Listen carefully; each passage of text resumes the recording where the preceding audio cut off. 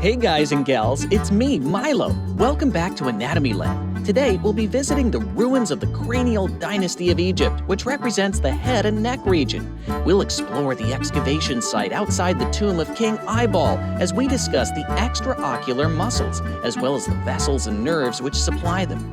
The extraocular muscles consist of 7 muscles that work together to move our superior eyelids and eyes.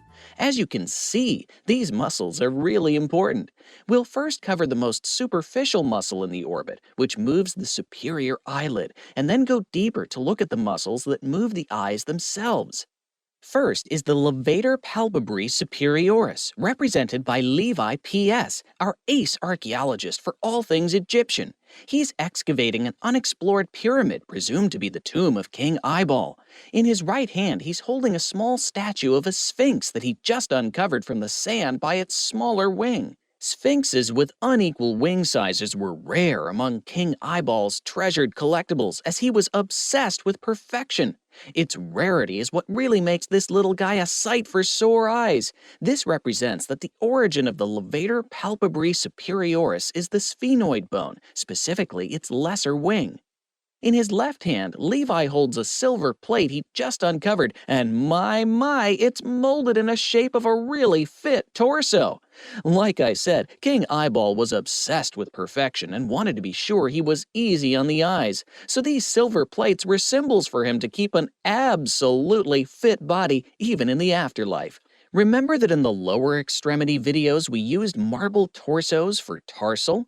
Silver represents superior in Anatomy Land, so the silver torso plate represents that the insertion of the levator palpebrae superioris is the superior tarsal plate, or superior tarsus, which is the dense connective tissue lining the inner eyelids. Levi also has a piece of silver leather with an eyelid etching in his left hand. I guess King i-bol probably used this as a patch to ward off the evil eye. Remember that leather represents skin in Anatomy Land, so this illustrates that the levator palpebrae superioris also inserts on the skin of the superior eyelid. Wow, this is the first time we're learning about a muscle's attachment site being on the skin.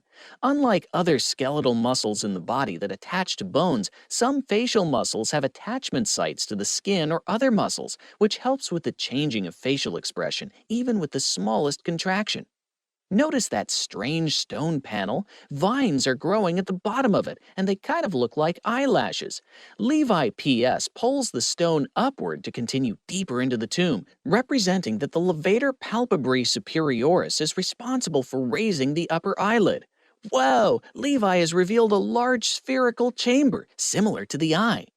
Now onto the muscles that move the eyes vertically and horizontally. Most of these muscles have primary, secondary, and tertiary actions. Additionally, the eyes are positioned at an axis of 23 degrees, so this impacts both their actions as well as clinical testing of the muscles, which we will discuss at the end of this video.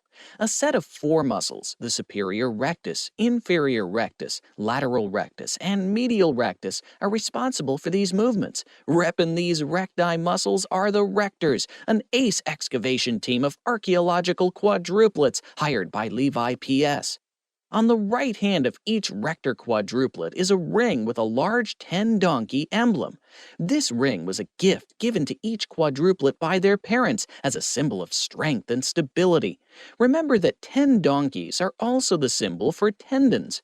This 10-donkey ring that all quadruplets have in common represents that the point of origin for the rectus muscles is the common tendinous ring, a ring of fibrous tissue encircling the optic canal and part of the superior orbital fissure at the apex of the orbit. In each of their left hands, they hold identical spheres with the Eye of Horus on it, lucky charms from their father for going on this eerie excavation. This symbolizes the point of insertion for the rectus muscles is the eyeball. The oldest quadruplet, Sarah Rector, represents the superior rectus. She's wearing her lucky silver shirt, hoping to strike some silver. The superior rectus is mainly responsible for elevation of the eyeball, as well as adduction and medial rotation, or intorsion.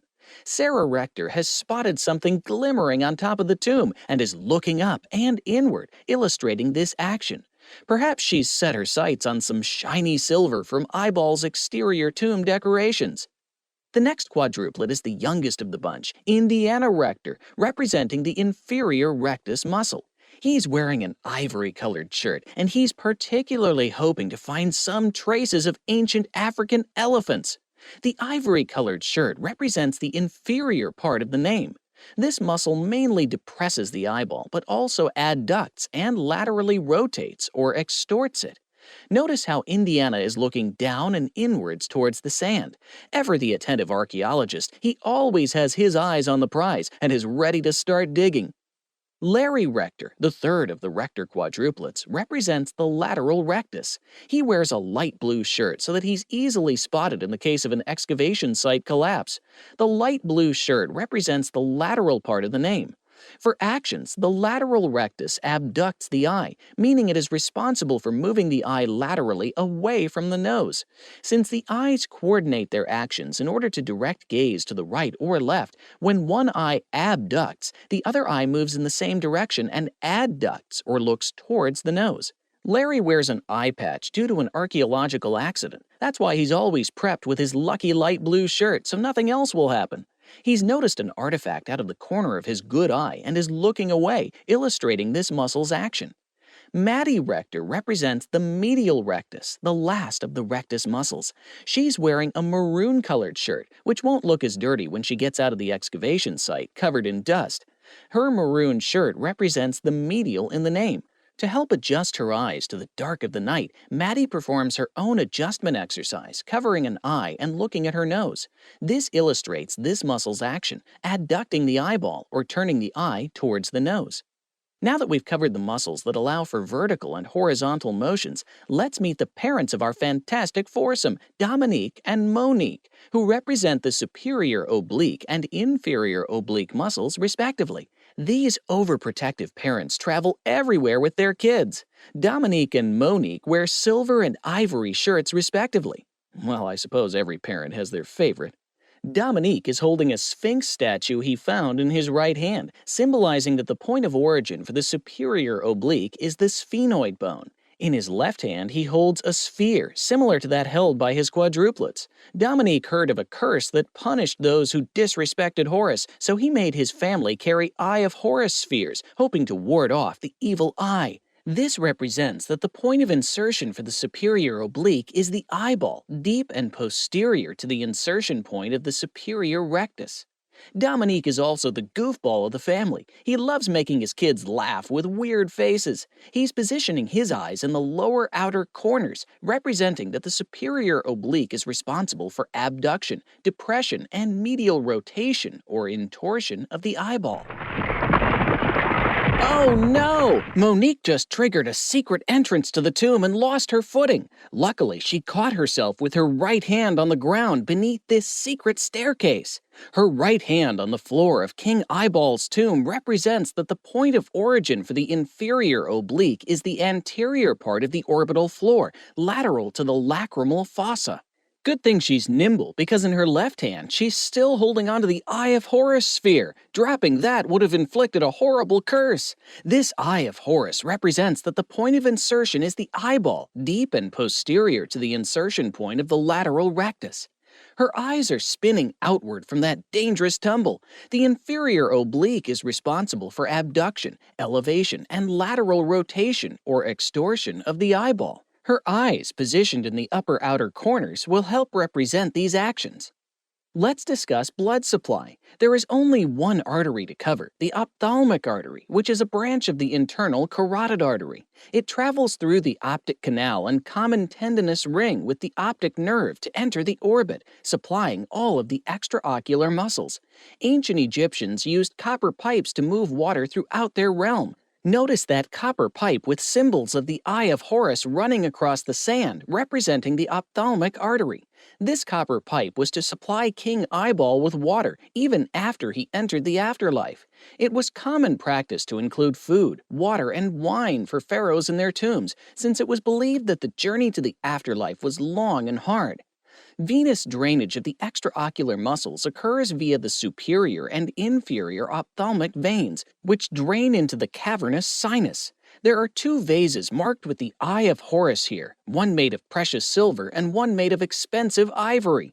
The silver vase represents the superior ophthalmic vein, while the ivory vase represents the inferior. Yikes! It looks like these vases contain the eyes of the mummies buried here and were never brought into the tomb. Now I feel like I'm really being watched. Let's get out of here. Next, let's cover the innervation of these muscles. Crane lanterns represent the cranial nerves here, as any electrical or light fixture in anatomy land symbolizes nerves, and cranes represent all things cranial. In the dark of night, these crane lanterns help light the way for those brave enough to visit. We'll be discussing 3 different nerves. The first crane lantern wearing ancient lenses, the cranial dynasty's equivalent of binoculars, represents the oculomotor nerve, which is the 3rd cranial nerve, CN3. This crane signifies that King i-bol was a visionary leader and had great foresight. It also has a 3 etched into it, indicating that King i-bol had 3 great visions that prospered the nation. The oculomotor nerve divides into superior and inferior divisions just before it enters the orbit through the superior orbital fissure and passes through the common tendinous ring. The superior division of the oculomotor nerve provides motor innervation to the levator palpebrae superioris and superior rectus, while the inferior division of the oculomotor nerve provides motor innervation to the inferior rectus, medial rectus, and inferior oblique. Wow, this lens-wearing crane lantern has light beaming onto Levi P.S., Sarah Rector, Indiana Rector, Maddie Rector, and Monique. Ah, it must be a sign that the spirit of King i-bol has eyes on them even before entering his tomb. The oculomotor nerve also provides parasympathetic innervation to various structures in the orbit. The next nerve we'll discuss is the trochlear nerve, or cranial nerve 4. The trochlear nerve also enters the orbit through the superior orbital fissure. Trochlear means pulley, so representing this nerve is another crane lantern with a pulley, the symbol of pyramid building, and a 4 etched on it, honoring 4 architectural inventions to create this tomb. The light from this lantern is shining on Dominique, indicating that this nerve provides motor innervation to the superior oblique. I think King i-bol really appreciated Dominique's respect for his artifacts. The last nerve is the abducens nerve, or cranial nerve 6. The abducens nerve enters the orbit through the superior orbital fissure and passes through the common tendinous ring. It provides motor innervation to the lateral rectus. Abducting means to move away, and since the lateral rectus moves the eye away laterally, it makes sense that the lateral rectus is innervated by the abducens nerve. Look at that crane lantern with a minus sign hieroglyph beaming light onto Larry Rector as he somehow figured out how to turn it on.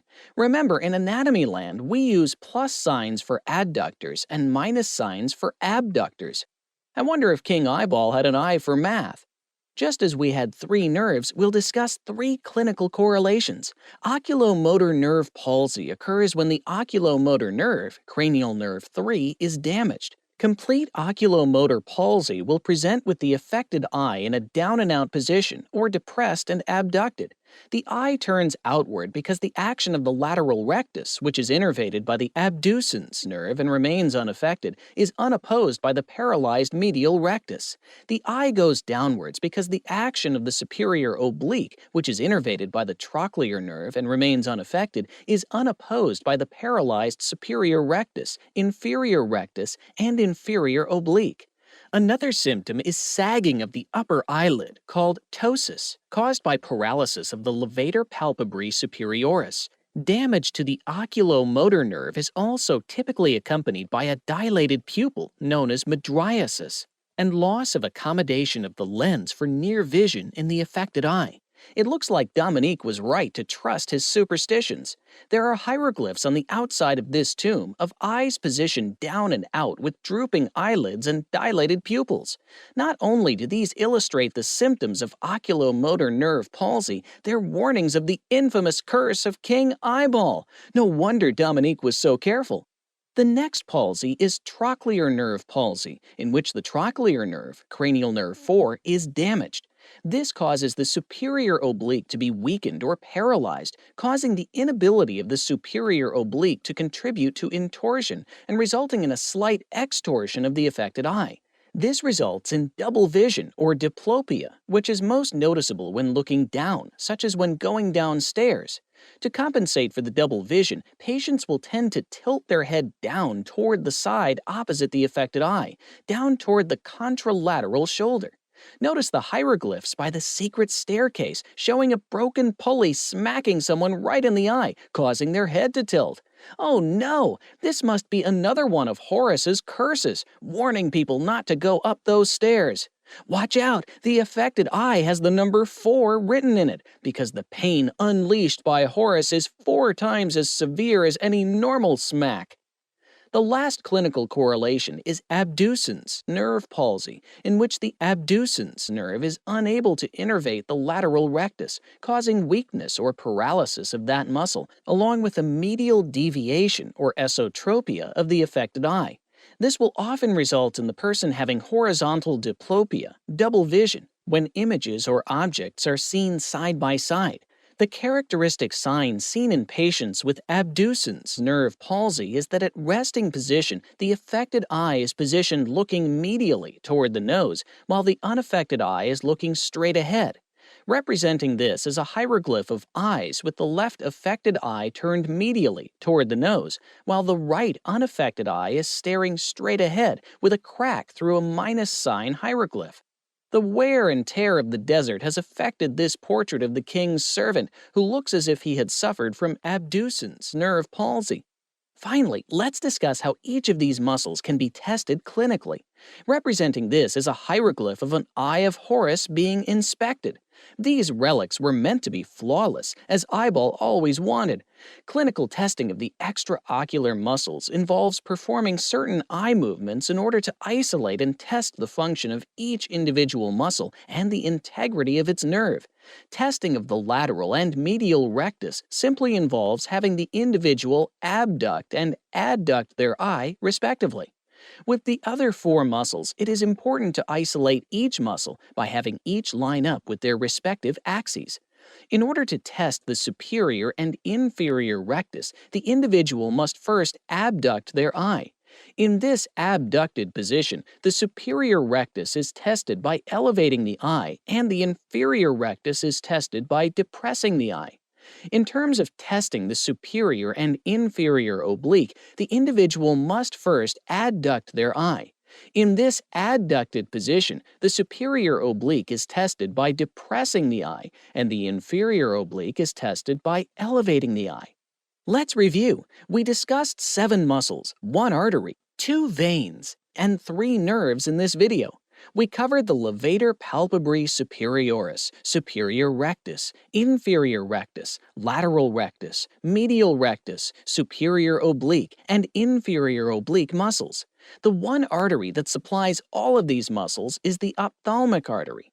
Venous drainage of the extraocular muscles occurs via the superior and inferior ophthalmic veins. The superior division of the oculomotor nerve innervates the levator palpebrae superioris and superior rectus, while the inferior division of the oculomotor nerve innervates the inferior rectus, medial rectus, and inferior oblique.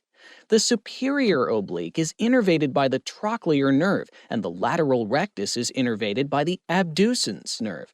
Finally, we covered the clinical correlations of oculomotor nerve palsy, trochlear nerve palsy, and abducens nerve palsy, as well as the clinical testing of the extraocular muscles.